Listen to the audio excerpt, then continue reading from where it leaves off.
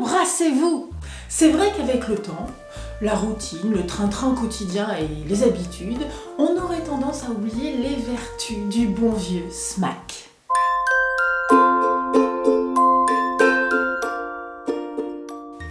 Bonjour, je suis Mademoiselle Sophie, sexothérapeute et thérapeute de couple. Soyez les bienvenus dans ce nouveau numéro du calendrier de l'Avent amoureux et coquin.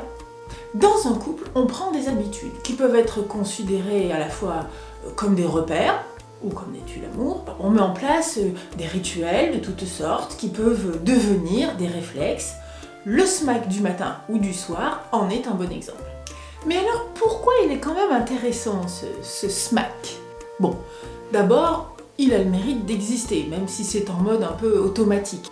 Quand même, c'est intéressant parce qu'on ne fait pas un smack à n'importe qui. Enfin bon, c'est à vous de voir. En règle générale, on le donne à chéri. Et pourtant, en effet, avec le temps, il peut se trouver un peu vide de sens. Alors voilà mon conseil. Profitez de cette habitude pour y ajouter quelques fioritures, un peu d'intention et au passage un peu d'intensité. D'abord, posez-le dans le temps et dans l'espace. Qu'est-ce que ça veut dire? Je vous donne un exemple. Le soir, en rentrant, avant d'aller faire le smack comme ça en mode automatique, tout chargé, prenez le temps de poser vos affaires, votre sac, votre cartable, votre veste, vos clés, avant de venir embrasser chéri. Et si c'est le matin, c'est pareil. N'attendez pas d'être chargé pour venir vite le faire. Venez le faire sans rien faire d'autre en même temps. Vous serez ainsi pleinement disponible, et physiquement, et mentalement. Et ne me dites pas que vous n'avez pas le temps. Veillez aussi à ce que chéri soit pleinement disponible, physiquement et mentalement. Qu'il ou elle ne soit pas en train de faire quelque chose, je sais pas moi, les deux mains dans la vaisselle, changer la couche du petit dernier, passer un coup de fil, faire de la peinture, enfin voilà. En un mot, et pour ces quelques pauvres secondes, canalisez son attention et la vôtre. Vous pouvez par exemple lui attraper les mains, les épaules, la taille, le visage.